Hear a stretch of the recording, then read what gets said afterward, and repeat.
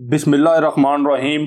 आज का हमारा टॉपिक है फिजिकल मैप ऑफ एशिया, जिसमें हम डिस्कस करेंगे how many geographical region of Asia, how many landlocked countries in Asia and their location on map, how many transcontinental country in Asia, their location on map, how many Asian countries on equator and much more. मैं मोहम्मद आसिफ और आप देख रहे हैं YouTube channel third eye map. शुरू करते हैं आज के अपने टॉपिक को। ये एशिया का मैप है।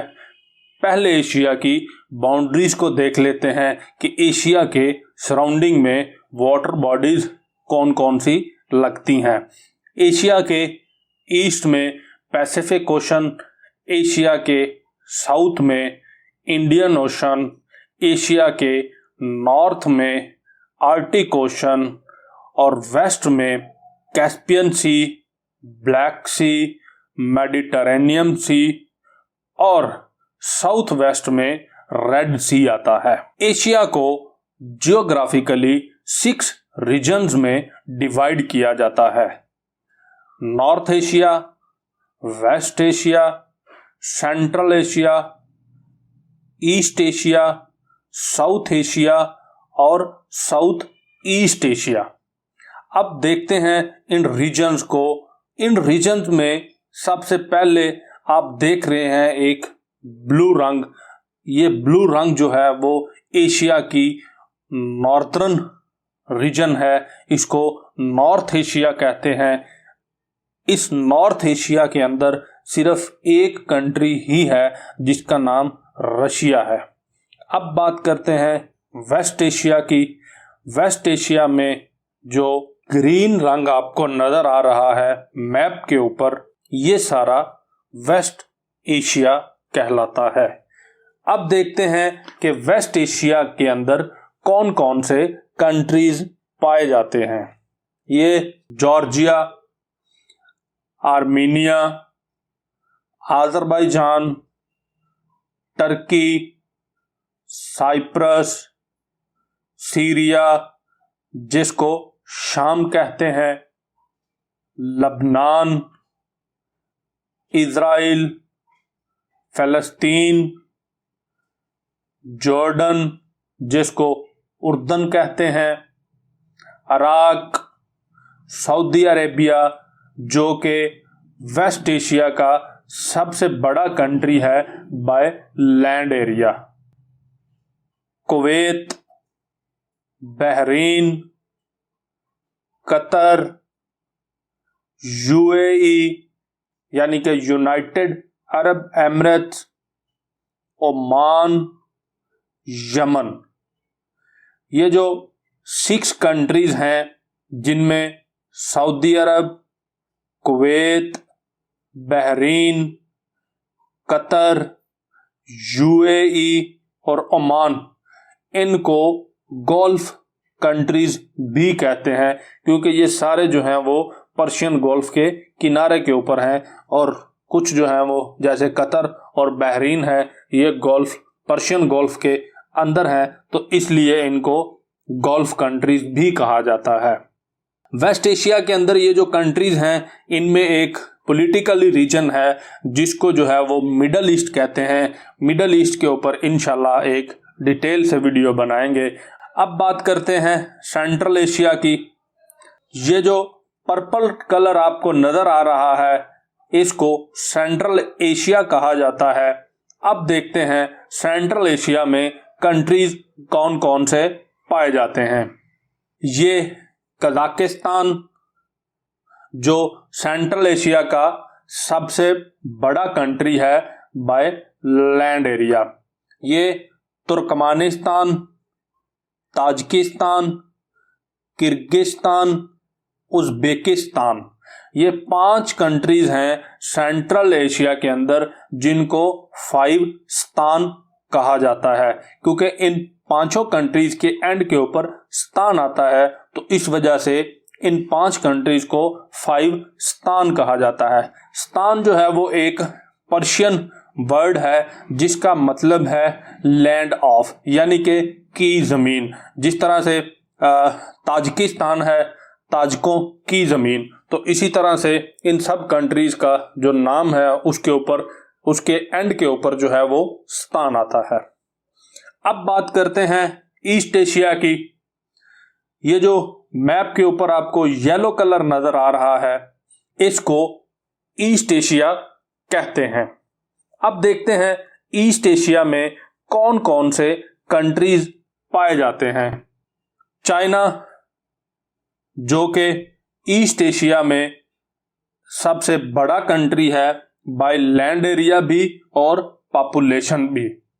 इसके बाद आता है Mongolia, north Korea, south Korea, Japan और ये ताइवान, जो कि चाइना का पार्ट है। चाइना इसके ऊपर अपना क्लेम करता है। पिछली वीडियो के अंदर हम इसके ऊपर डिटेल से बात कर चुके हैं। अब बात करते हैं जिस रीजन में हम लोग रहते हैं। जी हाँ, मैं बात कर रहा हूँ साउथ एशिया की। ये जो मैप पर रेड कलर आपको नजर आ रहा है, ये एशिया की साउथ एशिया रीजन है। साउथ एशिया में देखते हैं कौन कौन से कंट्रीज पाए जाते हैं। ये ईरान है। इसके बारे में आपको बता दूं कि ईरान को कुछ ज्योग्राफी के जो एक्सपर्ट्स हैं वो वेस्टर्न एशिया का पार्ट कंसीडर करते हैं, लेकिन मोस्टली जो है वो इसको साउथ एशिया का पार्ट कंसीडर करते हैं। इसके बाद आता है अफगानिस्तान, पाकिस्तान, इंडिया, जो कि साउथ एशिया के अंदर सबसे बड़ा कंट्री है by land area and population. Nepal, Bhutan, Bangladesh, Sri Lanka और ये मालदीव, जो कि साउथ एशिया का सबसे छोटा कंट्री और एशिया का भी सबसे छोटा कंट्री है बाय लैंड एरिया। अब बात करते हैं आखिरी जो साउथ ईस्ट एशिया रीजन है उसकी। ये जो ऑरेंज कलर आपको नजर आ रहा है मैप के ऊपर, इसको साउथ ईस्ट एशिया कहते हैं। और अब देखते हैं साउथ ईस्ट एशिया में कौन कौन से कंट्रीज पाए जाते हैं।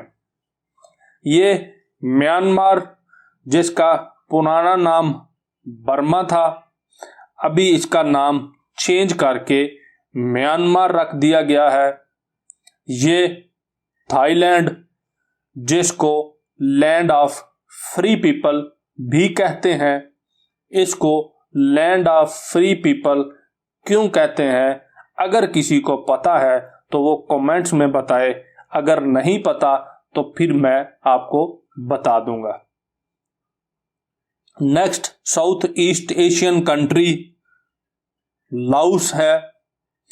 इसके बाद आता है वियतनाम, ये कंबोडिया, ये मलेशिया और मलेशिया का कुछ हिस्सा ब्रुनाई के साउथ में और इंडोनेशिया के नॉर्थ वाली साइड पे भी आता है। ये सिंगापुर है, जो मलेशिया से साउथ वाली साइड पे आता है। ये ब्रुनाई, ये इंडोनेशिया, ये फिलिपाइन और ये ईस्ट तैमूर। अब देखते हैं how many landlocked countries in Asia.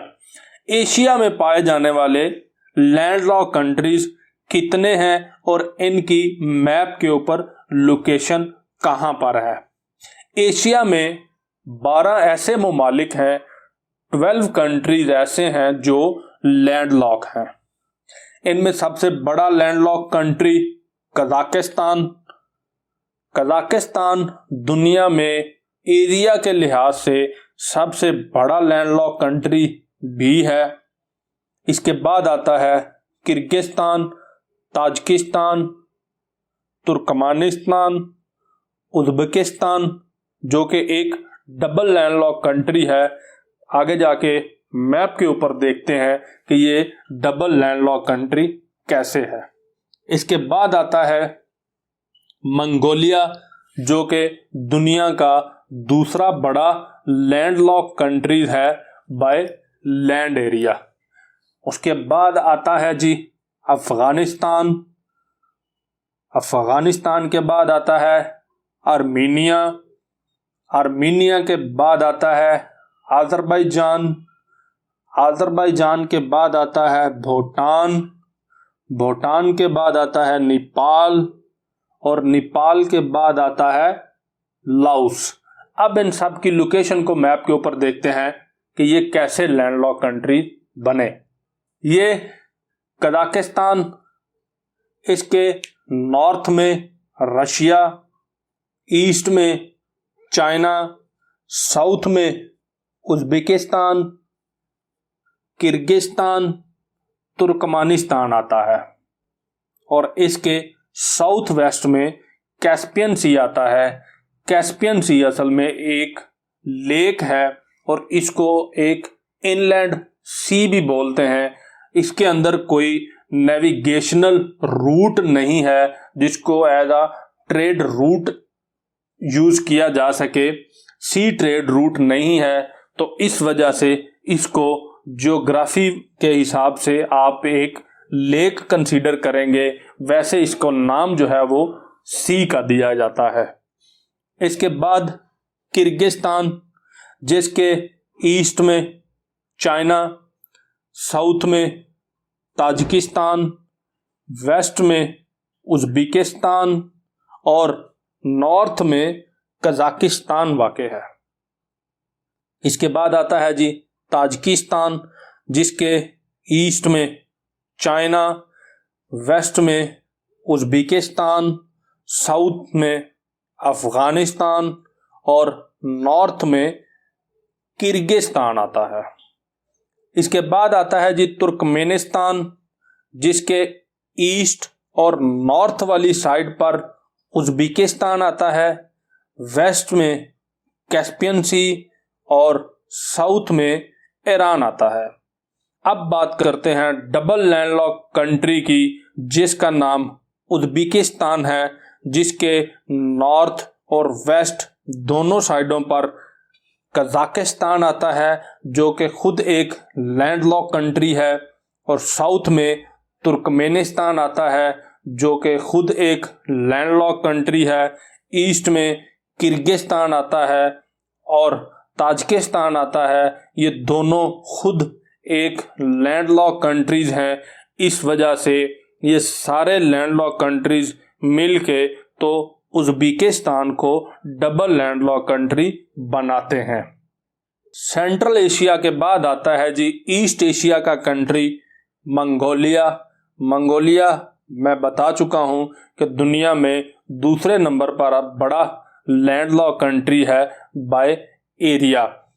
Mongolia के नॉर्थ में रशिया और बाकी तीनों साइडों में चाइना वाक़ है। इसके बाद आता है जी साउथ एशिया का कंट्री अफगानिस्तान, जिसके ईस्ट में पाकिस्तान, साउथ में ईरान और पाकिस्तान दोनों आते हैं। नॉर्थ में ताजिकिस्तान, उज़्बेकिस्तान, तुर्कमेनिस्तान और वेस्ट में ईरान वाक़ है। ये वेस्ट एशिया का कंट्री अज़रबैजान, जिसके ईस्ट में कैस्पियन सी, नॉर्थ में रशिया का यूरोप वाला हिस्सा, वेस्ट में आर्मीनिया और साउथ वाली साइड पर ईरान आता है। इसके बाद next western Asian country Armenia, जिसके ईस्ट में अज़रबैजान, साउथ में ईरान, वेस्ट में टर्की और नॉर्थ में जॉर्जिया आता है। ये भूटान, ये भी एक साउथ एशियन कंट्री है, जिसके नॉर्थ में चाइना और बाकी तीनों साइडों में इंडिया वाक़ है। ये next south Asian countries Nepal, जिसके नॉर्थ में चाइना और बाकी तीनों साइडों में इंडिया फैला हुआ है। ये वाहिद South East Asian landlock country Laos, जिसके नॉर्थ में चाइना, ईस्ट में वियतनाम और वेस्ट में थाईलैंड और साउथ में कंबोडिया आता है। ये एशिया के 12 लैंडलॉक कंट्रीज हमने जो है वो मैप के ऊपर भी देख लिए। अब देखते हैं how many countries of Asia on equator. Equator के ऊपर एशिया के कितने ममालिक वाक़ हैं। एशिया के 2 ममालिक इक्वेटर के ऊपर वाक़ हैं। इनमें एक मालदीव और दूसरा इंडोनेशिया। अब इनकी लोकेशन को मैप पे देखते हैं। ये मालदीव जो एशिया का सबसे छोटा कंट्री भी है, ये इंडोनेशिया जो तकरीबन 17,500 आइलैंड्स के ऊपर मुश्तमिल है। अब देखते हैं हाउ मैनी एशियन कंट्रीज और ट्रांसकॉन्टिनेंटल कंट्रीज। एशिया में कितने ऐसे ममालिक हैं जो 2 या 2 से ज़्यादा कॉन्टिनेंट्स के अंदर पाए जाते हैं, उनको ट्रांसकॉन्टिनेंटल कंट्री कहा जाता है। ये बात आपको पता होनी चाहिए कि ट्रांसकॉन्टिनेंटल कंट्रीज एक से ज़ायद कॉन्टिनेंट्स के अंदर उनकी लैंड होती है, या वो लैंड आपस में जुड़ी होती है, या वो एक ओवरसीज टेरिटरी होती है। तो ऐसे कंट्रीज को ट्रांसकॉन्टिनेंटल कंट्री कहा जाता है। इनकी 2 अक़साम होती हैं। एक कॉन्टिजियस ट्रांसकॉन्टिनेंटल कंट्रीज, ये वो कंट्रीज होते हैं जिनकी लैंड बॉडी जो है वो आपस में जुड़ी होती है। फॉर एग्जाम्पल, एक हिस्सा जो है वो एक कॉन्टिनेंट में आता है और दूसरा हिस्सा जो है वो दूसरे कॉन्टिनेंट में आता है, लेकिन जियोग्राफिकली वो दोनों हिस्से आपस में जुड़े होते हैं, वो डिवाइड नहीं होते, या वो ओवरसीज टेरिटरी नहीं होती। ऐसे कंट्रीज में रशिया, कजाकिस्तान, अज़रबैजान, जॉर्जिया और आर्मीनिया आता है। अब इनको मैप पर देखते हैं कि ये कैसे कॉन्टिजियस ट्रांस कॉन्टिनेंटल कंट्रीज बनते हैं।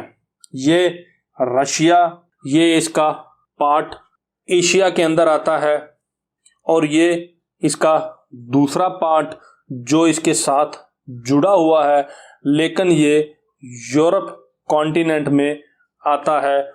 ये कजाकिस्तान जो एशिया में है, लेकिन कजाकिस्तान का ये वाला हिस्सा यूरोप में आता है, लेकिन ये दोनों पार्ट जो हैं वो आपस में जुड़े हुए हैं। इसी वजह से इनको कॉन्टिजियस ट्रांस कॉन्टिनेंटल कंट्री कहा जाता है। ये अज़रबैजान जो एशिया में है और इसका ये वाला पार्ट यूरोप में वाक़ है, लेकिन ये साथ जुड़ा हुआ है। ये जॉर्जिया जो एशिया में है, लेकिन ये वाला हिस्सा जॉर्जिया का यूरोप में आता है।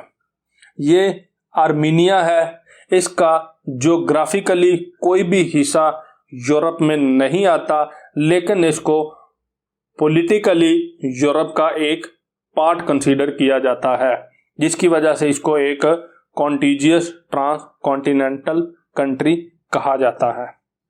अब बात करते हैं दूसरी किस्म की, जिसको non contiguous trans continental country कहा जाता है।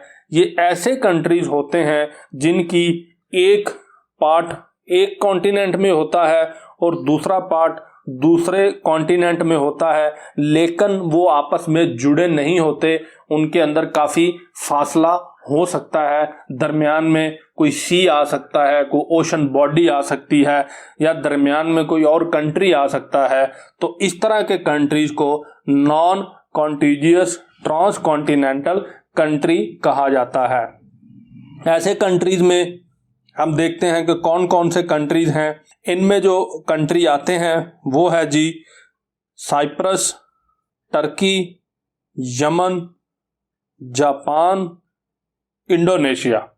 अब इन कंट्रीज की लोकेशन को मैप के ऊपर देखते हैं कि ये किस तरह से non contiguous trans continental country बनते हैं।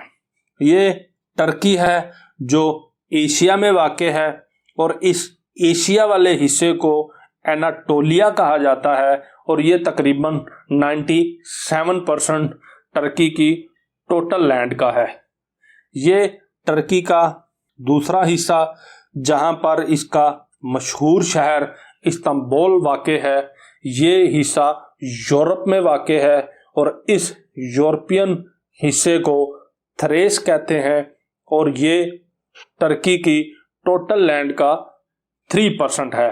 अब ये देखें कि एनाटोलिया और थ्रेस के दरमियान में एक वाटर बॉडी है जिसका नाम सी ऑफ मरमरा है। सी ऑफ मरमरा जो है वो एनाटोलिया और थ्रेस को अलग कर देता है, लेकिन कई ज्योग्राफी के जो एक्सपर्ट्स हैं वो यही कहते हैं कि टर्की जो है वो एक कॉन्टिजियस ट्रांस कॉन्टिनेंटल कंट्री है। लेकिन अगर हम इसको जियोग्राफिकली देख रहे हैं तो आपके सामने सी ऑफ मरमरा जो है वो एनाटोलिया और थ्रेस जो टर्की के दो पार्ट हैं इनको अलग कर रहा है, एक वाटर बॉडी अलग कर रही है, और उस वाटर बॉडी का नाम सी ऑफ मरमरा है। इसके मुतालिक दोनों बातें जो फेमस हैं वो मैंने आपको बता दी हैं। इसके बाद ये साइप्रस है। साइप्रस पॉलिटिकली पूरे का पूरा यूरोप के अंदर आता है, और ये 2004 के अंदर यानी कि 2004 के अंदर यूरोपियन यूनियन का मेंबर बना था। साइप्रस का एक छोटा सा आइलैंड यहाँ पे ये जो है वो यूरोप के अंदर आता है। बाकी का साइप्रस जो है वो जियोग्राफिकली एशिया के अंदर आता है, लेकिन पॉलिटिकली जो है वो यूरोप का पार्ट है। ये यमन है जो कि एशिया का पार्ट है, एशिया की रीजन वेस्ट एशिया का पार्ट है, लेकिन यमन का ये वाला आइलैंड जिसका नाम स्कूट्रा आइलैंड है ये जियोग्राफिकली अफ्रीका के अंदर आता है। इस स्कूट्रा आइलैंड की वजह से यमन भी जो है वो एक non contiguous trans continental country बन जाता है। ये जापान जो एशिया में वाक़ है, लेकिन जापान के ये आइलैंड जिनका नाम मिनामी टोरिशिमा एक आइलैंड है जो कि जियोग्राफिकली ओशनिया का पार्ट है, और भी बहुत सारे छोटे छोटे आइलैंड्स जो कि जापान की टेरिटरीज हैं, जापान का पार्ट हैं, लेकिन वो ओशनिया कॉन्टिनेंट के अंदर आते हैं, जिसकी वजह से जापान जो है वो एक non contiguous trans continental country बन जाता है। ये इंडोनेशिया है। इंडोनेशिया का ये आइलैंड जिसका नाम न्यू गिनिया है, न्यू गिनिया आइलैंड के ऊपर इंडोनेशिया के 2 प्रोविंस हैं, और ये दोनों के दोनों प्रोविंस जो हैं वो बाय ज्योग्राफी जो है वो ओशनिया कॉन्टिनेंट का पार्ट कंसीडर किए जाते हैं, जिसकी वजह से इंडोनेशिया भी एक non contiguous trans continental country बन जाता है। ये एशिया की पूरी फिजिकल जियोग्राफी नहीं है। नेक्स्ट वीडियो में बाकी के फीचर्स को भी डिस्कस करेंगे, क्योंकि एक वीडियो के अंदर एशिया की फिजिकल जियोग्राफी को डिस्कस करना थोड़ा सा मुश्किल है। तो मिलते हैं जी नेक्स्ट वीडियो में। तब तक के लिए खुदा हाफिज, अपना ख्याल रखिएगा और दुआओं में भी याद रखिएगा।